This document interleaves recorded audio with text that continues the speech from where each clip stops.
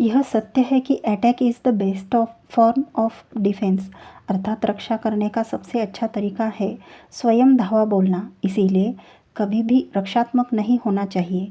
एक प्रत्यक्ष उदाहरण देता हूँ। कांग्रेस सरकार में जब देश रक्षात्मक प्रणाली से चल रहा था तो देश में इतने बम धमाके होने लग गए थे कि लोग घरों से बाहर निकलने से डरते थे। देश की सुरक्षा से सुरक्षित देश के सुरक्षित स्थानों पर भी बम विस्फोट होने लगे थे। सरकार की ओर से पाकिस्तान पर दबाव बनाने के लिए आक्रामकता कभी नहीं दिखाई गई। बीजेपी की मोदी सरकार बनने के बाद 6 वर्षों में एक भी बम धमाका सुनने को नहीं मिला है। आतंकवादी केवल कश्मीर तक सिमट कर रह गए और वहाँ भी उन्होंने जब सैनिकों पर हमले किए तो उन देश के दुश्मनों को कुचल देने के सीधे आदेश दिए गए। पाकिस्तान की ओर से की गई फायरिंग का जवाब सदैव हवाई हमलों तथा सर्जिकल स्ट्राइक द्वारा किया गया। डोकलाम विवाद पर चीन के सैनिकों को पीछे हटना पड़ा था। देश पर हमला करने से पहले ही आतंकवादियों पर सैनिकों ने हमला किया।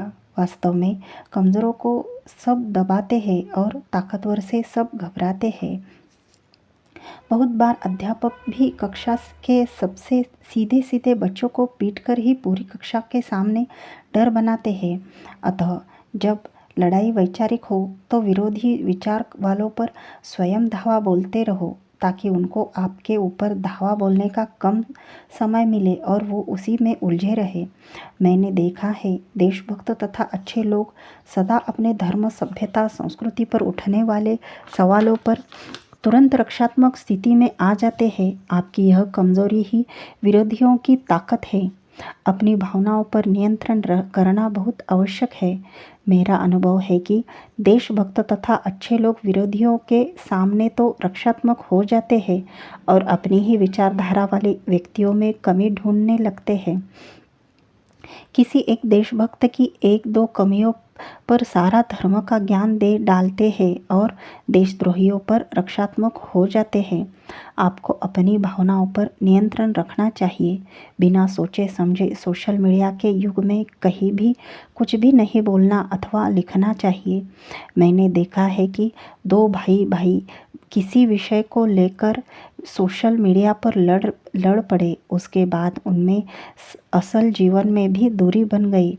यदि आपस में विचार न मिले तो विरोध करने के स्थान पर एक दूसरे की उपेक्षा कर सकते हैं। बातों को पचाना सीखें। इन लोगों की सबसे बड़ी ताकत होती है आपका अपनी सभ्यता, संस्कृति तथा इतिहास से अनजाना होना। वास्तव में जब तक आपको अपने सही इतिहास, सभ्यता, संस्कृति तथा धर्म के विषय में ज्ञान नहीं होगा तब तक इस वैचारिक लड़ाई में हम जीत नहीं सकते हैं। कोई भी चार बातें जानने वाला आएगा तथा आपको निरुत्तर कर देगा। सब जानते हैं कि आजकल के बच्चों को घर में माता पिता, दादा दादी, नाना नानी आदि से अपने इतिहास, सभ्यता, संस्कृति की बातें जानने को नहीं मिलती है। इसी कारण आज नौजवानों में स्वर्णिम इतिहास का कोई ज्ञान नहीं है। जब ये नौजवान कॉलेज में पढ़ने जाते हैं तो एक षड्यंत्र के तहत इतिहास तथा धर्म से संबंधित प्रश्न देशद्रोही मानसिकता वाले लोग पूछते हैं। मिलावटी इतिहास तथा मनगढ़ंत तथ्य देकर अच्छे नौजवानों का मुंह बंद करके कहते हैं कि बस यही है आपका श्रेष्ठ धर्म, सभ्यता तथा संस्कृति। धीरे धीरे उस नौजवान की अपनी संस्कृति से श्रद्धा हट जाती है और इस प्रकार एक नया कम्युनिस्ट अथवा धर्मनिरपेक्ष व्यक्ति तैयार हो जाता है। यह तरीका आज देश के लिए सबसे अधिक घातक है क्योंकि नौजवानों को पता ही नहीं चलता कि कब उनके विचार बदल गए। इस प्रकार की लड़ाई का केवल एक ही समाधान है और वो है आप अपने इतिहास, धर्म, सभ्यता तथा संस्कृति की प्रामाणिक तथा गहन जानकारी होना। उसके बाद आपके सामने खड़ा होने की कोई हिम्मत नहीं कर पाएगा। आपको विद्यावान बनाने के इस कार्य के हेतु ही मैंने सोशल मीडिया से अवकाश ले लिया था। किसी भी प्रकार से आपको धर्म, सभ्यता, संस्कृति तथा स्वर्णिम इतिहास की गूढ़ बातें सरलता से समझाना ही मेरा उद्देश्य है। मेरी आने वाली प्रत्येक पुस्तक को सदैव अपने पास रखें। मेरी पुस्तक को मैं दिए तर्क, तथ्य तथा प्रमाण हर समय सभी प्रकार से आपकी रक्षा करेंगे। किसी भी विषय से संबंधित प्रमाण आप मेरी पुस्तकों से कभी भी देख सकेंगे। हजारों अमूल्य पुस्तकों का ज्ञान आपको अत्यंत संक्षेप में देने का प्रयास मैंने किया है, जिसमें बहुत समय तथा पुरुषार्थ मेरा लगा है। अब समय आ गया है कि अच्छे लोगों को एक होकर ही बुराई का विरोध करना होगा। बुरे लोग बुराई करके भी एक हो जाते हैं और करोड़ों लोगों की सहानुभूति भी प्राप्त कर लेते हैं। आपने देखा होगा कि कुछ बच्चे उद्दंड शरारती होते हैं। पहले वे दूसरे बच्चे को थप्पड़ मार देते हैं और फिर अपने आप ही पहले रोने लग जाते हैं। रोने से उनको घर के लोगों की सहानुभूति मिल जाती है। आज कट्टर इस्लामियों का भी यही सिद्धांत है।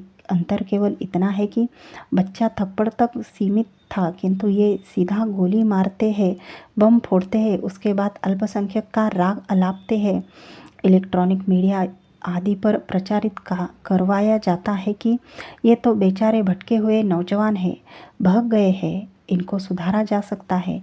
प्रतीत होता है कि आज दंड व्यवस्था दम तोड़ चुकी है। ऐसे समय में अपने परिवार, समाज तथा राष्ट्र की रक्षा आपको स्वयं ही करनी है। धर्म के नाम पर भविष्य में लड़ाई बहुत तेज होने वाली है। अतः धर्म के सही ज्ञान द्वारा ही आप किसी विरोधी का मुंह बंद कर सकते हैं। धर्म के द्वारा आप सर्वांगीण उन्नति कर सकते हैं। इस पुस्तक में दिए ज्ञान को कंठस्थ करने वाले के सामने बड़े से बड़ा गुरु घंटाल, मुल्ला, मौलवी और पादरी कुछ मिनट भी नहीं ठहर सकता है।